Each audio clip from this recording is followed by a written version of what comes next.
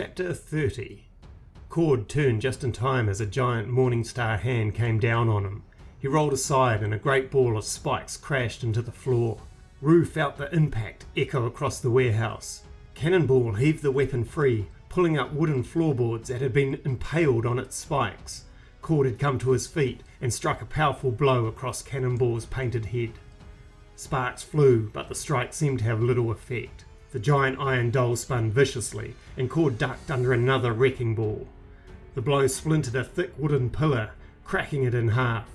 The whole building lurched as the roof shifted and sagged. Rue crouched low as he watched the ceiling buckle. General Hawkins stepped into view. 4 large crates floated behind him. He threw his hands forward and sent a crate of stone bricks hurtling at the pressed warrior.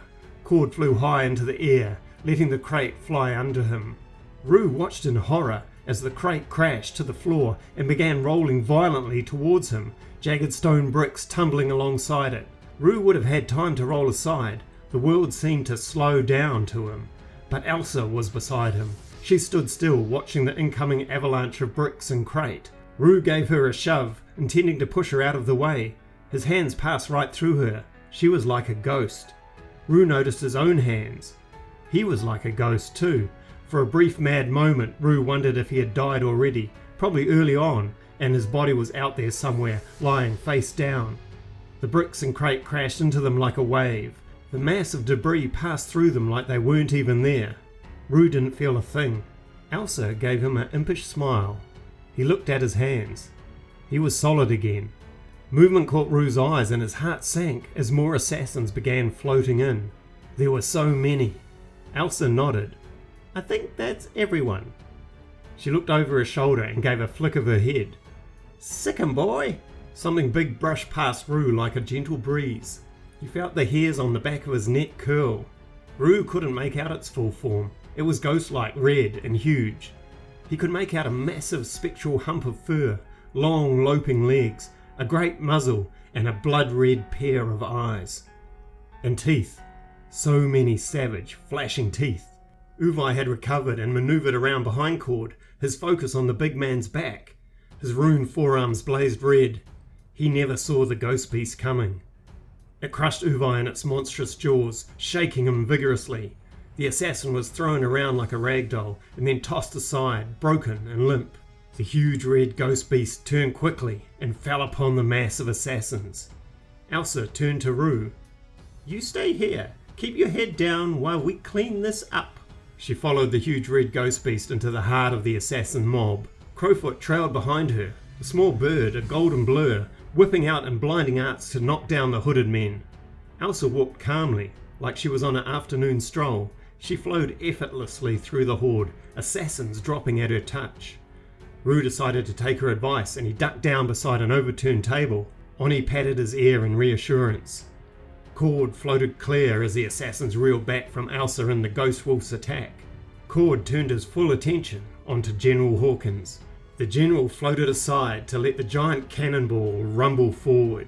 Colour rolled off Cord like ropes, and suddenly Ironside was there, 8 feet tall, a metal giant with a shield the size of a wagon wheel, his long spear the height of 2 men. Ironside stepped in front of Cord, the warehouse floor shaking with every heavy step. He crouched low behind his shield. His spear snapped out, pointing directly at Cannonball's painted face. The 2 huge champions faced off. Cannonball rolled forward, lifting his morning stars high above his head, almost touching the rafters. He crashed them down on Ironside. Ironside met the Morningstar hands of Cannonball head on, knocking them aside with his great shield. The power of the blows echoed across the room. The giant soldier stepped into the huge orb that was Cannonball's body, slamming it with his shield. The giant doll rolled back, hitting another pillar that bowed under the impact. Rue glanced up as the rafter from the roof splintered violently. With a mournful groan, it bent under the weight of the roof and cracked completely in half. Rue watched in horror as the broken beam fell towards him, a large section of the roof following it. He grabbed at Vint, but he knew it would be too late. Rue huddled over the crippled girl, as Oni huddled over him. Cord's hand shot out, and the falling ceiling halted. He let out a low groan through clenched teeth as the great weight sagged against the purple flowing off his outstretched arm. "Move, boy," he hissed. General Hawkins took advantage of the distraction. With a roar, he sent a bolt of force that staggered the warrior, sending him spinning to the floor. Rue pulled Vink clear just as the ceiling came crashing down. A great cloud of dust billowed across the room. The general stretched out his other hand at Ironside, and great purple tendrils of writhing power snaked around him. The giant soldier struggled against the chains, snapping some of them, but more poured on. Cannonball had recovered, shaking his groggy head. He reared up behind the enraged Ironside and surged forward. With a sickening crunch, he struck the soldier, and Ironside crashed to the floor, still struggling in his bonds. Cannonball rumbled past the fallen champion and made his way towards the stunned Cord. The giant brought its two spiked hands down powerfully. The force of the blow sent Cord partway through the splintering floor. The bear-like warrior still struggled to stand, a wash of cracked purple flickering over him. Cannonball raised his hands again. In the background, the Red Ghost Beast and Elsa were finishing off the last of the assassins, but they were too far away. Something tapped Rue's back. It was Vint, handing him the cane. "Burn the red, Rue. Put it all into one strike." Rue took up the cane. He looked up sharply as the general drifted towards Cord. Waves of tethered power still flowed off him towards the giant cannonball. Oni stood on the bird's shoulder and nodded. Something shifted inside Rue, and power flooded him. The world turned a deep shade of red, and everything slowed down. He ran at the floating general. The man turned to him slowly. His eyes narrowed. He threw a hand out at the advancing boy.